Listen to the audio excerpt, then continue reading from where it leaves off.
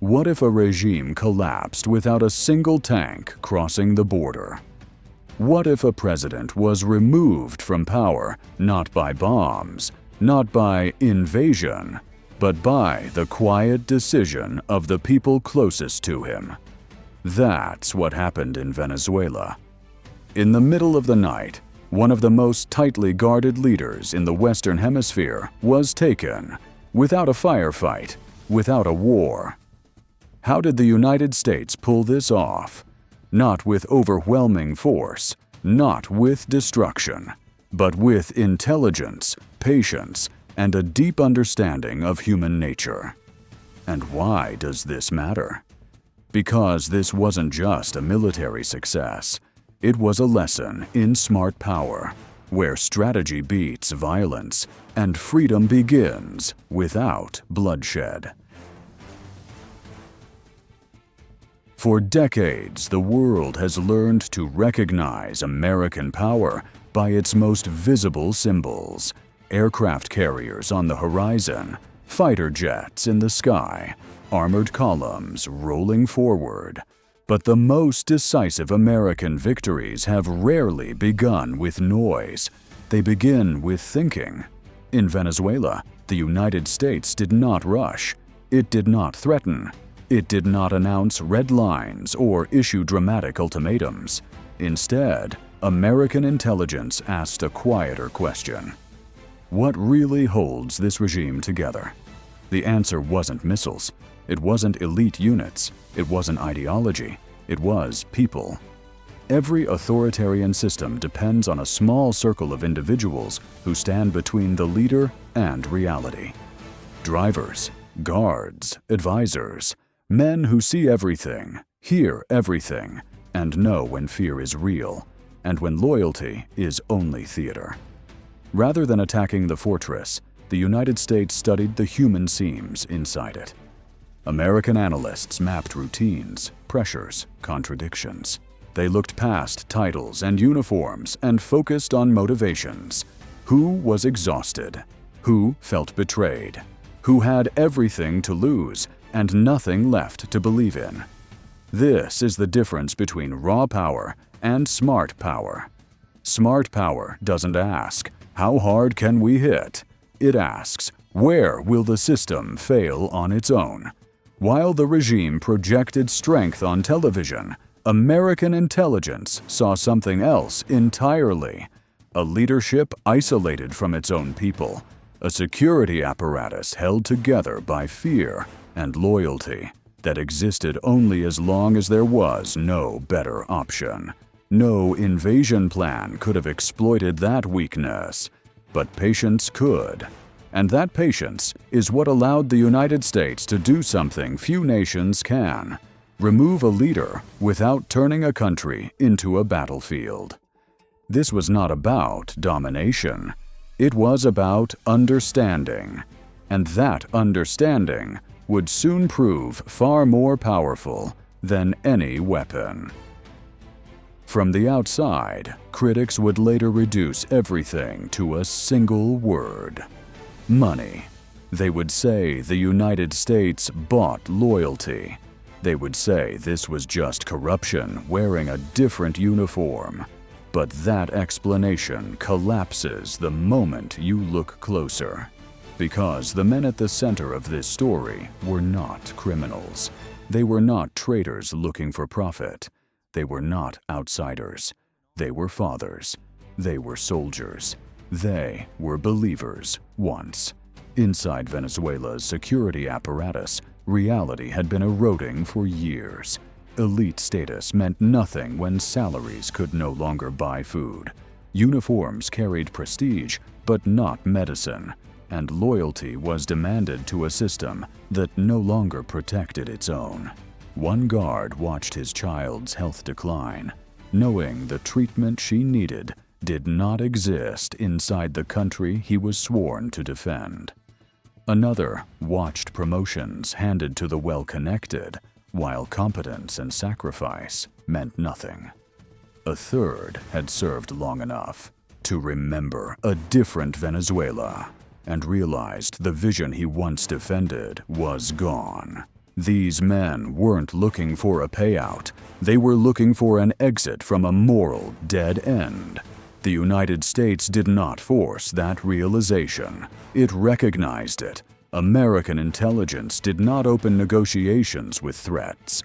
They began with questions. Questions about families, about fears, about the future. And when offers were made, they weren't framed as rewards for betrayal. They were framed as paths forward. A chance to save a child's life. A chance to protect a family from retaliation. A chance to step away from a collapsing system without becoming collateral damage. This is where the moral distinction matters. Corruption asks, "What's your price?" Smart power asks, "What do you need to survive?" The choice these men faced was not between loyalty and money. It was between staying trapped in a system that was already failing, or walking away before it consumed them too. And when that choice became clear, the outcome was inevitable. Because no regime can survive once the people closest to power stop believing in it.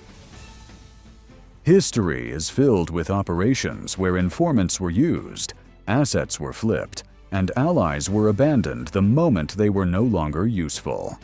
In many countries, cooperation is a transaction, short, cold, and disposable.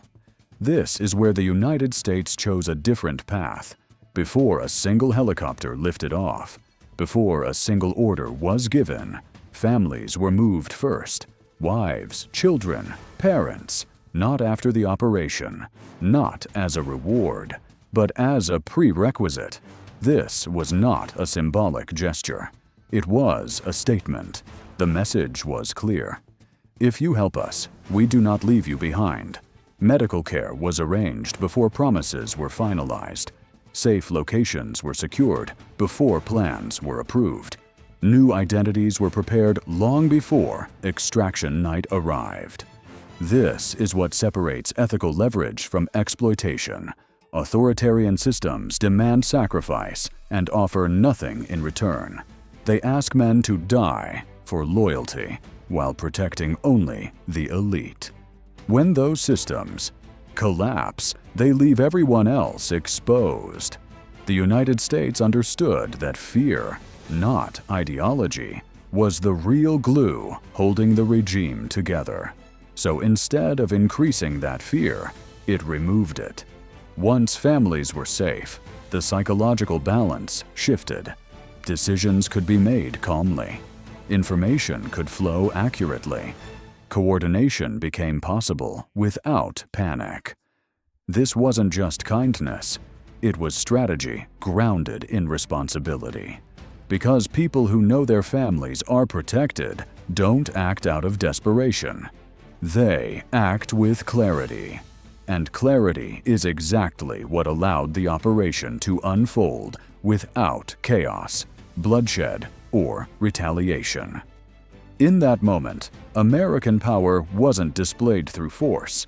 It was demonstrated through commitment, a commitment to finish the job and to take responsibility for every human consequence that came with it. When the operation finally moved forward, something remarkable happened. There was no dramatic breach, no desperate last stand, no chaotic firefight echoing through the night. Because by that point, the system was already hollow. Authoritarian regimes often look solid from the outside. They show parades, they show uniforms, they show discipline. But inside, they rely on a fragile equation. Fear plus reward equals loyalty.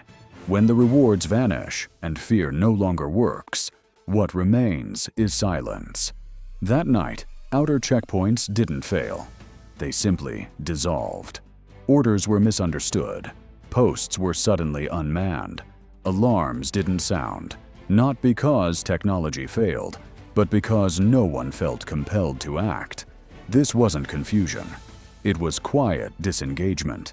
Years of pressure, inequality, and broken promises had already weakened the foundation. the United States didn't shatter it with force. It removed the final illusion holding it together. That illusion was loyalty. Once the inner circle stopped believing, once the people closest to power realized the system would not protect them, the entire structure lost meaning. No speech could restore it. No command could revive it. No show of strength could save it. This is the truth authoritarian leaders fear most. They are not overthrown by enemies. They are abandoned by insiders. And when abandonment reaches the core, collapse doesn't look dramatic. It looks quiet. It looks orderly. It looks inevitable. That night wasn't the fall of a fortress. It was the moment a system discovered it had no one left willing to stand for it. When people hear the word regime change, they imagine ruins. They imagine cities burning, civilians running, a country shattered in the name of victory. That is not what happened here. There were no columns of tanks entering Caracas, no airstrikes lighting up the skyline, no broadcast declaring conquest. In fact, most Venezuelans woke up to an ordinary morning before realizing something extraordinary had already occurred. Power had shifted without their neighborhoods becoming battlefields. This is where the American approach stands apart. The United States did not arrive as an occupying force. It did not claim territory. It did not install itself as ruler. Instead, it removed the bottleneck that had trapped an entire nation. Authoritarian systems don't collapse societies overnight. They suffocate them slowly. They block exits. They remove alternatives. They turn survival into obedience. By targeting the system's core, quietly, precisely, the United States created space where none had existed. Space for choice, space for transition, space for Venezuelans to decide what comes next. That distinction matters, because freedom imposed at gunpoint rarely lasts. But freedom that begins with the removal of fear has a chance to take root. This wasn't about humiliation. It wasn't about punishment. And it wasn't about rewriting Venezuela's future from Washington. It was about ending a deadlock, one that had locked millions of people into a future they never chose. In that sense, this operation wasn't a conquest. It was an opening created not through destruction, but through restraint.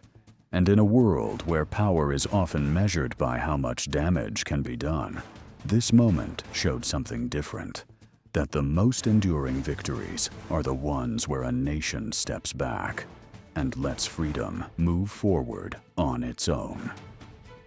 For decades, critics have asked whether American power still matters, whether influence has faded, whether restraint is weakness. This moment answered those questions, quietly, decisively, because what the world witnessed was not domination. It was precision, not coercion, but credibility. The United States proved that leadership in the modern world doesn't require flattening cities or occupying nations. It requires understanding systems better than they understand themselves. It requires knowing when not to strike, when to wait, when to let pressure do the work. This is the kind of power that doesn't leave ruins behind. It leaves options, and options are what authoritarian systems fear most. By acting with discipline, patience, and moral clarity, America sent a message far beyond Venezuela. Power rooted in intelligence lasts longer than power rooted in fear. Promises kept matter more than threats issued. And freedom is strongest when it arrives without bloodshed. This was not a victory parade. There were no speeches declaring triumph, because the real achievement wasn't the fall of one man. It was the proof that smart power still works, that values can guide strategy, that responsibility can coexist with strength, and that in the 21st century, the most effective force on Earth may be the one that knows exactly how much force not to use. For Venezuela, a door was opened. What happens next belongs to its people. For the world, the lesson was unmistakable. America didn't impose freedom. America made room for it. And sometimes, that is the most powerful move of all.